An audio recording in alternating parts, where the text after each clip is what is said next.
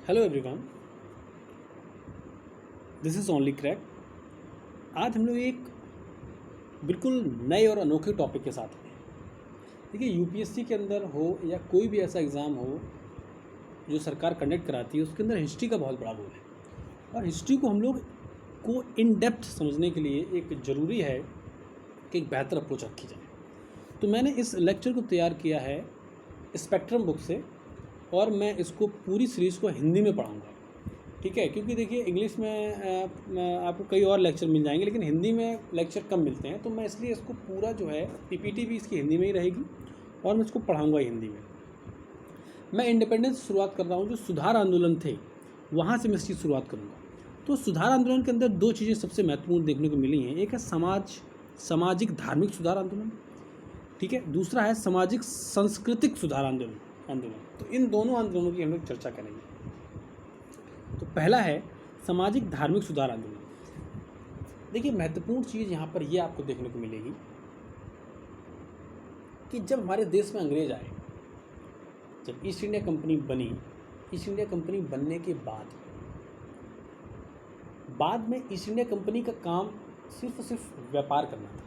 ज़रूरी नहीं है कि वो हर जगह जाकर के उन्होंने जो है वहाँ पे अतिक्रमण किया या पे इम्पीरियलिज्म, उपनिवेशवाद जो है वहाँ पर बनाया उस कंट्री को।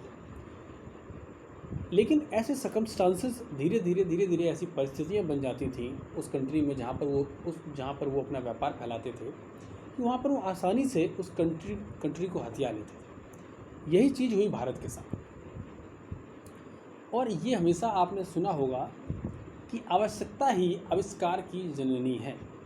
तो महत्वपूर्ण यहाँ पर यह है कि आवश्यकता, जब धार्मिक सुधार आंदोलन की बात यहाँ पर आती है, तो क्यों हमें ज़रूरत पड़ी कि हमें धार्मिक सुधार करने पड़े? ऐसा क्या इनके पीछे की वजह थी कि हमें धार्मिक सुधारों की तरफ जाना पड़ा?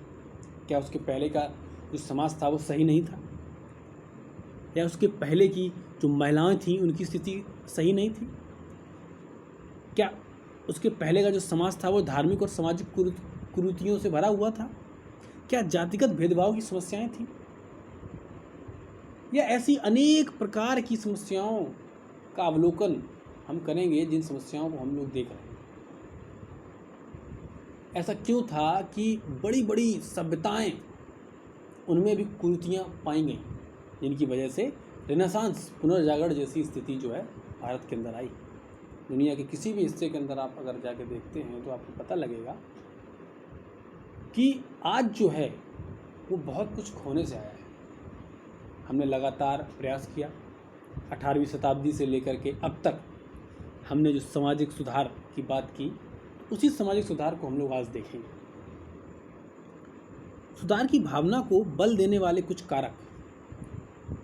जब 18वीं शताब्दी में यूरोप में एक नवीन बौद्धिक लहर चल रही थी, जब भी पुनर्जागरण जैसी कोई चीज़ आती है तो उसके पहले हम लोग देखते हैं कि कुरीतियाँ, गंदगी, महिलाओं की दयनीय स्थिति, जातिगत भेदभाव, ब्लैक वाइट अपार्थाइड जैसी चीज़ें, रंग भेद, डिस्क्रिमिनेशन, भेदभाव हर तरीके का अपने चरम पर होता है। तब जाकर के एक सुधार का रास्ता खुलता है। तो 18वीं शताब्दी में कुछ ऐसा ही हो रहा था। 18वीं शताब्दी में उसके पहले जब हम देखेंगे तो बहुत सारी कुरीतियाँ हमारे समाज के ऊपर हावी हो चुकी थी, और उन कुरीतियों को हटाने के लिए तर्कवाद जैसी चीज़ें हमारे देश में आ रही थी, हमारे समाज में आ रही थी। तो यूरोप में एक तर्कवाद, अन्वेषणा की भावना जो समाज को प्रगति प्रदान कर रही थी। जब भी कोई बुराई हावी होती है तो उसके ऊपर अच्छाई 2 गुनी ताकत से हावी हो, तब जाकर उस बुराई को मिटा पाती है। यही चीज़ इन धार्मिक आंदोलन के अंदर हमें देखने को मिला। पुनर्जागरण की प्रक्रिया पुरातन मान्यताओं एवं विश्वासों पर प्रहार किए गए तथा विभिन्न कुरीतियों का परित्याग कर नव ज्ञान एवं नई मान्यताओं को अपनाने पर बल दिया गया। जब पुरानी चीज़ें हटी, उसके बाद नई चीज़ों का आगमन हुआ। नई चीज़ें कैसी? नई चीज़ें नहीं, नए सुधार। जब महिलाओं के ऊपर अत्याचार हो रहे थे, आपने ब्रीस्ट टैक्स जैसी नाम, ब्रीस्ट टैक्स सुना हुआ। तो ब्रेस्ट टैक्स में क्या होता था कि महिलाओं को अपनी छाती को छुपाने के लिए टैक्स देना पड़ता था। ऐसी चीज़ें भी इसी भारत देश के अंदर देखी गई। इन कुरीतियों से लड़ने के लिए बहुत ज़्यादा ज़रूरी था कि कुछ ऐसे लोग निकल कर के आएँ। और हमेशा इस बात को आप ध्यान रखिएगा, हमेशा जब भी पुनर्जागरण जैसी कोई चीज़ होती है या नया कोई थिंकिंग निकल कर के आती है, वो हमेशा एक व्यक्ति की सोच होती है और एक व्यक्ति की उपज होती है। कभी भी लाखों लोग मिलकर के एक बात नहीं सोचते हैं। एक व्यक्ति जो बात सोचता है उसको लाखों लोग अपनाते हैं, इसी को थिंकिंग बोलते हैं। हर व्यक्ति के अंदर इतनी ज़्यादा पुनर्जागरण वाली क्षमताएं नहीं होती।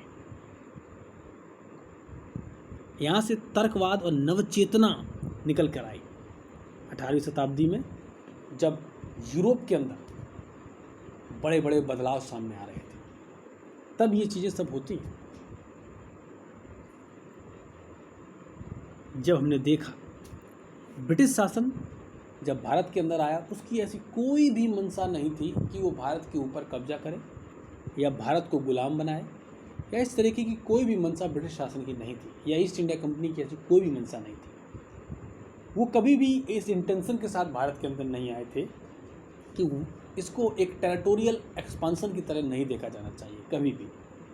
इसके पहले जितने भी मोहम्मद गजनी का चाहे आक्रमण हुआ हो, अब्दाली का आक्रमण हुआ हो, कोई भी आक्रमण हुआ हो, बाबर ने जब आक्रमण किया, ये सारे के सारे जो आक्रमण थे वो टेरिटोरियल एक्सपांसन के लिए हुए थे। लेकिन भारत पर जब ईस्ट इंडिया कंपनी ने आक्रमण किया, एक तरीके की आप ट्रेड पॉलिसी उसको बोल सकते हैं, जब उसने आक्रमण किया तो वो आक्रमण एक टेरिटोरियल एक्सपांसन या फिर उपनिवेशवाद के लिए नहीं था, या फिर उसको गुलाम बनाने के लिए नहीं था।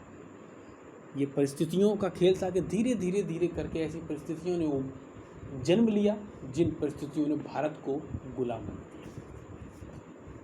भारत की भूमि पर उपनिवेशी शासन के प्रभाव ने आधुनिक भारतीय इतिहास के अत्यंत संवेदनशील चरण में महत्वपूर्ण भूमिका निभाई। ब्रिटिश शासन के तले भारतीय समाज और संस्कृति में व्यापक परिवर्तन आए। बिल्कुल सही, ब्रिटिश इंडिया ने हमें ट्रेन दी। ब्रिटिश इंडिया ने ये बात बिल्कुल मानने योग्य है कि उन्होंने जो भी विकास यहाँ पर किया वो अपने फ़ायदे के लिए किया था, लेकिन वो टेक्नोलॉजी जो हमारे पास आ गई, उस टेक्नोलॉजी से हम आज बहुत आगे बढ़ चुके हैं। 1854 में रेलवे लाइन का बिछाया जाना मुंबई से थाने तक भारत के ऐतिहासिक पृष्ठभूमि में एक बहुत बड़ा बदलाव था। शायद ये बदलाव आज तक हमें सिर्फ ऊंचाइयां ही दे रहा है, लेकिन अगर उस ब्रिटिश इंडिया के उस काले सच को अगर हम देखते हैं तो ये बहुत कम है। उनकी यातनाओं को अगर हम देखते हैं तो ये बहुत कम है।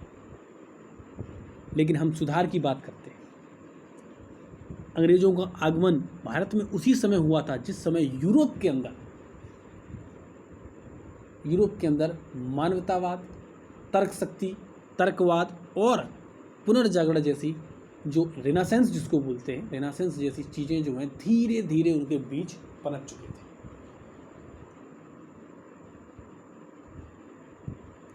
अगर हम ब्रिटिश इंडिया की छवि की बात करें तो आए कुछ वर्षों में ब्रिटिश इंडिया की छवि अपने आप में एक बहुत बड़ा सुगम कदम था। भारतीय लोग उनको देवता की तरह समझते थे, लेकिन कुछ दिनों बाद जब उन्होंने अपना असली रंग दिखाना शुरू किया, जब उनकी दमनकारी नीतियाँ सामने आईं, तो भारतीय लोग उनसे एकदम से परेशान हो चुके थे। और उस परेशानी से ही भारत की पुनर्जागरण का रास्ता खुलता है, भारत में धार्मिक सुधार का रास्ता खुलता है, और ऐसी कई चीज़ें थीं जो अंग्रेज़ों द्वारा इन्फ्लुएंस की गई, उन सब के रास्ते खुलते हैं। सामाजिक दशाओं एवं रूढ़िवादिता के कारण सुधार, सबसे महत्वपूर्ण चीज़ जब हमें देखने को मिली धार्मिक सुधार में, कि धार्मिक एवं सामाजिक कुरीतियाँ 19वीं सदी में ब्राह्मणवाद चरम सीमा पर था। आप लोगों ने देखा होगा, अगर आपने मंगल पांडे मूवी देखी होगी तो उसमें आपको पता लगा होगा कि उसमें ब्राह्मणवाद कितना ज़्यादा चरम सीमा पर था। आज भी अगर आप देखने की कोशिश करेंगे कि जो गलत फहमी फैलाई जाती है समाज के अंदर लोगों को गलत तरीके से जो है दिखाया जाता है। ब्राह्मणवाद का मतलब ये नहीं है कि पंडित होना एक विशेष जाति का दर्जा है। पंडित होना एक कला है। पंडित होना कोई जाति नहीं है। पंडित कोई जाति नहीं है। पंडित एक धर्म है। पंडित एक शिक्षा है, जिसको लोग पहले गुरुकुल में पढ़ा करते थे। कहावत भी आपने सुनी होगी कि, छोड़िए उस कहावत को छोड़ते हैं, यहाँ पर देखते हैं।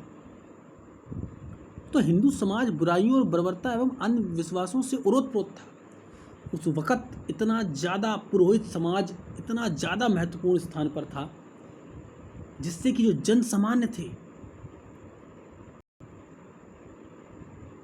वो उनको बड़ी तकलीफ हुआ करती थी।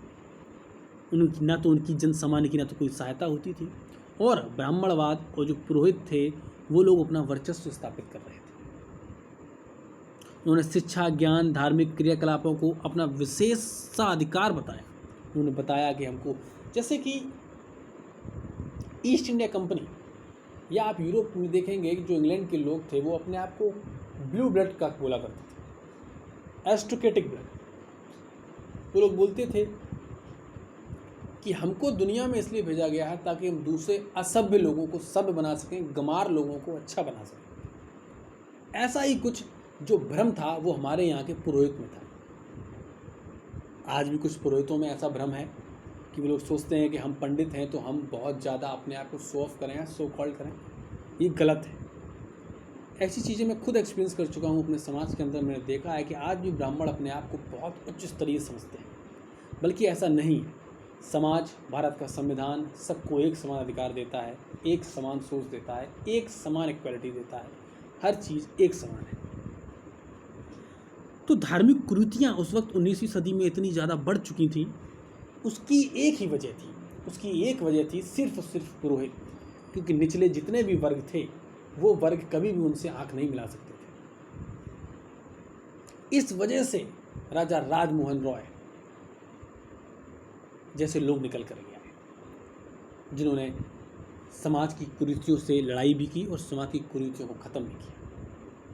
अब देखते हैं कि गुप्ता पीरियड में हमको देखने को मिलता है, गुप्त काल में हमें देखने को मिला था सती प्रथा। लेकिन सती प्रथा पहले एक तरीके की आपके मन के आधार पर हुआ करती थी। जैसे अगर किसी महिला का अगर पति मतलब पंचतत्व में विलीन हो गया है, मतलब ख़त्म हो गया है, तो एक्सपायर हो गया है, तो उस महिला की विल पर डिपेंड करता था कि वो सती वो अपने आप को पति के साथ जलाना चाहती है या नहीं जलाना चाहती है। लेकिन धीरे धीरे पुरोहित लोगों ने, पंडितों ने इसके साथ ऐसा किया, जो उस वक्त के पंडित हुआ करते थे, उन लोगों ने ऐसा किया था कि उन लोगों ने एकदम कंपलसरी कर दिया कि अगर आपका पति खत्म हो जाता है तो आपको उसके साथ हर हाल में सती होना ही है। बस यहीं से शुरू होती है महिलाओं की दयनीय स्थिति। आज जब हम देखते हैं कि महिलाओं के लिए काफ़ी सुधार आंदोलन चल रहे हैं, काफ़ी चीज़ें चल रही हैं, लेकिन उस वक्त ऐसा नहीं था।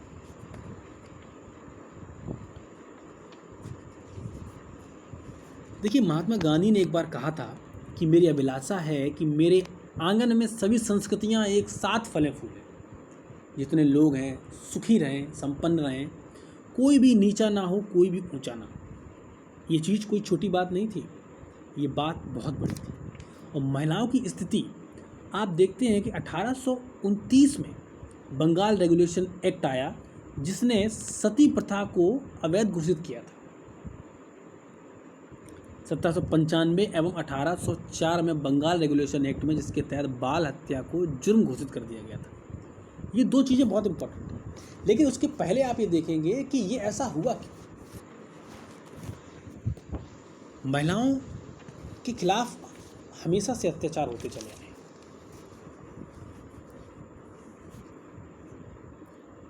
चाहे वो विडोहुड हो, कोई महिला अगर विधवा हो गई है तो उसकी समस्या, पुनर्विवाह नहीं हो सकता। अगर किसी स्त्री की पति की मृत्यु हो गई है तो उसकी समस्या, बलपूर्वक उसको जो है चिता पर लिटाया जाता था। से जीवन में अपमान, तिरस्कार, उत्पीड़न, दुख सब कुछ महिलाओं के जीवन में आ चुका था, जिससे काफ़ी पुरुष लोग खफा थे। जिनकी सोच, जिनकी थिंकिंग कैपेबिलिटी इतनी ज़्यादा थी, वो लोग इतने ज़्यादा दुखी थे, वो सोचते थे कि हमारा समाज किस राह पर चल दिया है। फिर बात आती है जातिगत भेदभाव की। मैं पंडित हूँ, तुम ठाकुर हो, मैं मुसलमान हूँ, तुम हिंदू हो। धार्मिक समस्याएं भी थी और जातिगत भेदभाव भी था। और हिंदू समाज की जो जातियां थी, काफ़ी कुरीतियां इसने फैलाई। काफ़ी कुरीतियां यहाँ पर आपको देखने को मिलेंगी। जरूरी नहीं है कि सिर्फ एक ही कुरीति ने इतना बड़ा धार्मिक सुधार शुरू किया। इसके पहले की ये चीज़ें हैं जो मैं आपको बताने की कोशिश कर रहा हूँ। मेंस के अंदर अगर ऐसे सामाजिक सुधार की अगर बातें आती हैं कि 18वीं शताब्दी में ऐसे क्या प्रमुख कारण थे, तो उन प्रमुख कारणों को आप बता सकते हैं कि धार्मिक और सामाजिक कुरीतियाँ थीं, महिलाओं की दयनीय स्थिति थी,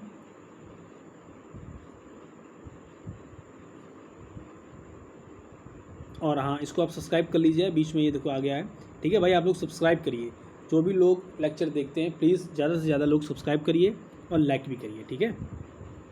चलिए, तो जातिगत भेदभाव की समस्या नहीं थी। जातिगत भेदभाव को आप अच्छी तरीके से समझते होंगे, कास्ट डिस्क्रिमिनेशन इसको इंग्लिश में बोलते हैं। जातिगत भेदभाव का मतलब होता है कोई इंसान ऊंची जाति का है। अच्छा, ऊंची जाति होती क्या है? कोई भी जाति ऊंची या नीची नहीं होती। कोई भी इंसान जाति आधार पर बटा भी नहीं होता है, लेकिन इतना ज़्यादा क्लासिफाइड करके रखा है चीज़ों को कि धीरे धीरे चीज़ें अपने आप बट गई हैं। लोग खुद समझने लगे हैं कि मैं निचली जाति का हूँ और वो ऊंची जाति का। बल्कि लोगों के अंदर ये बदलाव लाना होगा कि जाति जैसी कोई चीज़ नहीं होती। जाति, धर्म, ये सब कुछ नहीं होता। ये सब इंसान की बनाई हुई मनगढ़ंत कहानियाँ हैं। हमें इनसे बहुत ऊपर उठ करके देखना होगा। एज अ यूपीएससी एस्पायरेंट हमें इन चीज़ों को समझना होगा कि जातिगत भेदभाव जैसी कोई चीज़ नहीं होती। रेशियल डिस्क्रिमिनेशन, मतलब जाति जैसी कोई चीज़ नहीं होती। भेदभाव तो होता है, लेकिन जाति जैसी कोई चीज़ नहीं होती, धर्म जैसी कोई चीज़ नहीं होती, ठीक है। पहले मैं मानता हूँ कि हाँ, हिंदू सुधार आंदोलन काफ़ी हुए, काफ़ी मुस्लिम सुधार आंदोलन हुए, लेकिन उन लोगों के आंदोलन में कभी भी ये नहीं था कि हम अपने धर्म को एक नंबर 1 पर दर्शाएं। नहीं, उनके में यह था कि मैं अपने धर्म को सुधार करूं। जो भी लोग हिंदू हैं या मुस्लिम हैं, उनका हम सुधार करें, उनकी पढ़ाई के ऊपर ध्यान दें, उनकी शिक्षा के ऊपर ध्यान दें, उनके विचारों के ऊपर ध्यान दें। ये सबसे इम्पोर्टेंट चीज़ थी, ना कि ये कि हम अपनी जाति को सुपरफिशियल दिखाएं, वर्चस्व दिखाएं अपनी जाति का। ऐसा कभी नहीं था। भारत में उपनिवेशी शासन की स्थापना के पश्चात देश में अंग्रेजी सभ्यता एवं संस्कृति के प्रसार हेतु सुनियोजित प्रयास किए गए। जैसे जैसे भारत के अंदर ब्रिटिश ईस्ट इंडिया अपने पैर पसारती चली गई, वैसे ही वैसे सभ्यता और संस्कृति, जो अंग्रेजी सभ्यता संस्कृति थी, उसने भी अपना पैर पसारना शुरू किया। अंग्रेज हमेशा ये चाहते थे, अंग्रेजों ने ऐसी कई 1813 के अंदर क्रिश्चियन मिशनरीज, जो रेगुलेटिंग एक्ट 1813 था, उसके अंदर यही बात बोली गई थी। Sorry, it's council act 1813। क्या बात बोली गई? क्रिश्चियन मिशनरीज को यहाँ पे भेजा गया था कि आप भारत में आकर के लोगों को क्रिश्चियन से जो है हिंदू से, मुस्लिम से, इन लोगों को आप क्रिश्चियन में कन्वर्ट करिए। 1 लाख रुपए दिया गया था इंग्लिश लैंग्वेज के लिए, एजुकेशन के लिए 1 लाख रुपए दिया गया था। किस लिए ये सब किया जा रहा था? ये सब इसलिए किया जा रहा था कि हम संस्कृति का विरोध कर सकें, अपनी संस्कृति को उनके ऊपर थोप सकें। भारतवासियों के ऊपर हम अपनी क्रिश्चियन की जो संस्कृति है उसको थोप सकें। आपको पता है, एक मैं किस्सा सुनाता हूँ। लॉर्ड मकॉले, जिन्होंने भारत की इतनी बड़ी बेइज्जती की थी, उन्होंने कहा था कि भारत का पूरा इतिहास, पूरा सारा जो लिटरेचर है, सारा साहित्य है, वो लंदन में रखी एक लाइब्रेरी की एक सेल्फ जो किताबों का जो रखने वाली जो सेल्फ होती है, उसके बराबर भी नहीं है। और बल्कि इंग्लैंड में आपको मैं बताऊं, जैसे आपने किसी का मर्डर कर दिया, और मर्डर करने के बाद आप जो है वो बोलते नहीं कि मैं अपना, वो क्या बोलते हैं, क्रिश्चियन में होता है ना, लोग जाते हैं वो गुनाह मतलब वो करने, वो कुछ बोलते हैं, मुझे याद नहीं आ रहा है, क्या बोलते हैं उसको, बताइएगा आप लोग क्या बोलते हैं उसको। हाँ, कन्फेस करने जा रहे हैं। हाँ, याद आ गया, कन्फेस करने जा रहे हैं। तो कन्फेस करने में अगर आप जैसे आपने मतलब कि 5-10 लाख रुपये उसको दे दिया, मतलब डॉलर में चलता है उधर जो भी चलता है, ठीक है, तो आपने 10-5 लाख रुपये दे दिए, तो आप कन्फेस में आप वहाँ बरी हो गए, ठीक है, भगवान के सामने आप बरी हो गए। ऐसा वहाँ का ट्रेडिशन है। अब सोचिए आप, क्या ऐसा ट्रेडिशन हमारे भारत में ऐसी तुच्छ नहीं, कभी नहीं, ठीक है। तो ये चीज़ थी, वो लोग हमेशा से हमारे ऊपर कुछ ना कुछ थोपना चाहते हैं, चाहे वो अपनी टेक्नोलॉजी हो, चाहे वो अपनी पढ़ाई हो, चाहे वो अपनी साइंटिफिक वैल्यूज़ हो, सब कुछ वो हमारे ऊपर थोपना चाहते हैं। और हमारे जो हिस्टोरिकल, जो हमारे कल्चरल बैकग्राउंड को वो लोग बिल्कुल जड़ से ख़त्म करना चाहते थे। प्रबुद्ध भारतीयों में नवीन जागृति, इस बात को थोड़ा आप आसानी से समझने की यहाँ पर कोशिश करेंगे कि प्रबुद्ध भारतीयों मतलब कि फिर क्या हुआ, धीरे धीरे जो भारतीय थे, जिनकी सोच, जिनकी थिंकिंग बड़ी अच्छी थी, वो लोगों ने धीरे धीरे धीरे धीरे अपनी संस्कृति को समझना शुरू किया, शिक्षा के प्रसार पर जोर दिया, नई आर्थिक शक्तियों में अभ्युदय लाए। हमेशा से ही प्रबुद्ध व्यक्तियों ने हमेशा से ही विदेशी शक्तियों को पराजित करने की चेतना जागृत की। राजा राम मोहन रॉय एक बहुत बड़ा चेहरा सामने आते हैं धार्मिक सुधारों में, बहुत बड़ा चेहरा है।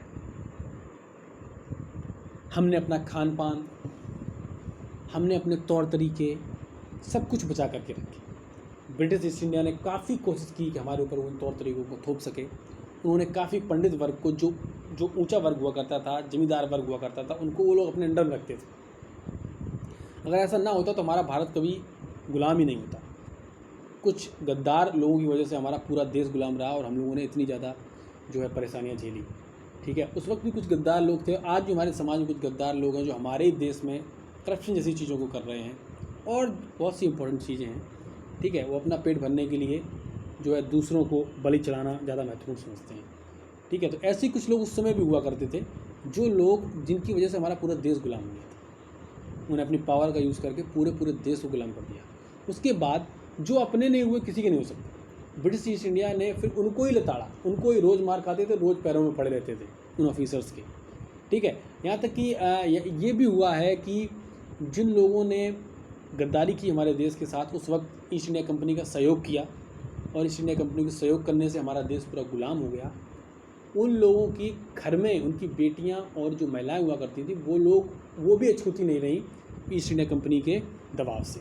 मतलब उनकी घिनौने आदत से, ईस्ट इंडिया कंपनी की घिनौने, जो उनके अधिकारी हुआ करते थे, उनकी घिनौनी आदत से, ठीक है। फिर सब धीरे धीरे समझ गए। उसके बाद फिर पूरा देश एकजुट हुआ, उनके खिलाफ लड़ा, लेकिन तब तक बहुत देर हो चुकी थी। 200 साल तक उन लोगों ने हमारे देश को ख़त्म कर दिया। उन्होंने हमारी फाइनेंशियल सिस्टम को, मेरे अपने मन के अंदर उन्होंने इतना ज़्यादा मतलब एक तरीके का भय भर दिया था भारतीयों के अंदर कि बहुत गलत हुआ हमारे भारत के साथ। लेकिन महात्मा गांधी, सुभाष चंद्र बोस और बहुत बड़े बड़े नेता, सरदार वल्लभ भाई पटेल, सरदार भगत सिंह, जिनको मैं ऑफिशियली बहुत लाइक करता हूँ, बहुत ज़्यादा, मतलब उनके बलिदान को कभी भी नकारा नहीं जा सकता। सरदार भगत सिंह मतलब बहुत बड़ी पहुँची हुई चीज़, बहुत बड़ी चीज़ थी, ठीक है। तो शहीद सरदार भगत सिंह, बहुत से ऐसे लोग थे जिन्होंने हमारे देश के लिए कुर्बानियाँ दी और आज हम लोग यहाँ पर खड़े हुए हैं, ठीक है।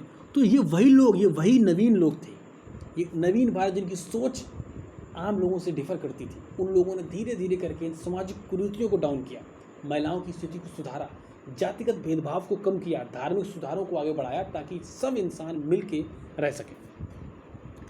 ये यहाँ तक का आज का चैप्टर था। अब हम लोग अगले लेसन में आगे की बात शुरू करेंगे, सुधार का सामाजिक एवं विचारधारात्मक आधार।